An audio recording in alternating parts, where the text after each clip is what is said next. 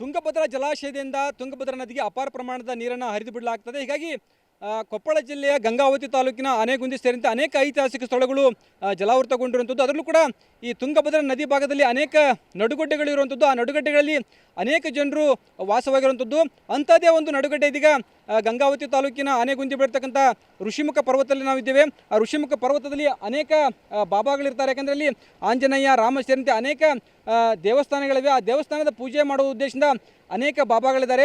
ಈ ಋಷಿಮುಖ ಪರ್ವತದಲ್ಲಿ ಇದೀಗ ಇಬ್ಬರು ಬಾಬಾಗಳ ಸೇರಿದಂತೆ 4 ಜನರು ಈ ಋಷಿಮುಖ ಪರ್ವತದಲ್ಲಿ ಇರುವಂಥದ್ದು. ಆದರೆ ತುಂಗಭದ್ರಾ ನದಿ ಸುತ್ತಮುತ್ತ ಹರಿತಾ ಇರುವಲ್ಲಿ ಇದೀಗ ಋಷಿಮುಖ ಪರ್ವತ ಸಂಪೂರ್ಣವಾಗಿ ನಡುಗಡ್ಡೆ ಆಗಿರುವಂಥದ್ದು. ಹೀಗಾಗಿ ಈ 4 ಜನರು ಕೂಡ ಏನು ಈ ಬೆಟ್ಟದ ಮೇಲೆ ವಾಸ ಮಾಡ್ತಾ ಇರುವಂಥದ್ದು.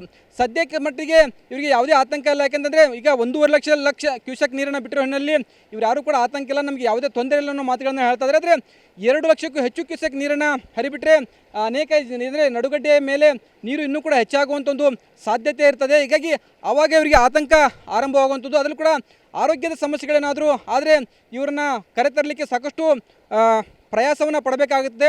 ಸದ್ಯ ಇಲ್ಲಿ 4 ಜನರು ಇರುವಂಥದ್ದು. 4 ಜನರು ಕೂಡ ನಮಗೆ ಯಾವುದೇ ಸಮಸ್ಯೆ ಇಲ್ಲ, ನಮಗೆ ಬೇಕಾದಂಥ ದವಸ ಧಾನ್ಯಗಳು ಇದೆ ಅನ್ನೋ ಮಾತುಗಳನ್ನು ಹೇಳ್ತಾ ಇರುವಂಥದ್ದು. ಆದರೆ ಮುಂದಿನ ದಿನಗಳಲ್ಲಿ ನೀರಿನ ಪ್ರಮಾಣ ಹೆಚ್ಚಾದರೆ 4 ಜನರಿಗೆ ಆತಂಕ ಒಂದು ಎದುರಾಗಿರುವಂಥ ಒಂದು ಸ್ಥಿತಿ ನಿರ್ಮಾಣವಾಗಲಿದೆ. ಆದರೂ ಕೂಡ ಈ ಋಷಿಮುಖ ಪರ್ವತದಲ್ಲಿ ಅವರು ಅಂದರೆ ಸದ್ಯದ ಮಟ್ಟಿಗೆ ಯಾವುದೇ ಆತಂಕವಿಲ್ಲದೆ 4 ಜನ ಇರುವಂಥದ್ದು. ನೀರಿನ ಪ್ರಮಾಣ ಹೆಚ್ಚಾದರೆ ಆತಂಕ ಆಗ್ತದೆ. ಈ ಹಿನ್ನೆಲೆಯಲ್ಲಿ ಜಿಲ್ಲಾಡಳಿತ ಇನ್ನಷ್ಟು ಕ್ರಮಗಳನ್ನು ಕೈಗೊಂಡ್ರೆ ಒಳ್ಳೆಯದನ್ನು ಮಾತುಗಳು ಕೂಡ ಕೇಳಿ ಬರ್ತಾ ಇರುವಂಥದ್ದು. ಏನು ತುಂಗಭದ್ರಾ ಜಲಾಶಯದಿಂದ ಈಗಾಗಲೇ ಹೆಚ್ಚಿನ ಪ್ರಮಾಣದ ನೀರನ್ನು ಹರಿದು ಬಿಡ್ತಾ ಇರೋದ್ರಲ್ಲಿ ಅನೇಕ ಭಾಗಗಳಲ್ಲಿ ನಡುಗಡ್ಡೆಗಳಲ್ಲಿ ಸಿಲುಕಿರುವಂಥ ಜನರ ಸ್ಥಿತಿ ಸಾಕಷ್ಟು ಸಂಕಷ್ಟಕ್ಕೆ ಎದುರಾಗುವಂಥ ಒಂದು ಸ್ಥಿತಿ ನಿರ್ಮಾಣವಾಗಲಿದೆ. ಕ್ಯಾಮರಾಮನ್ ಮಾರುತಿ ಜೊತೆ ಸಂಜಯ್, TV9 ಕೊಪ್ಪಳ.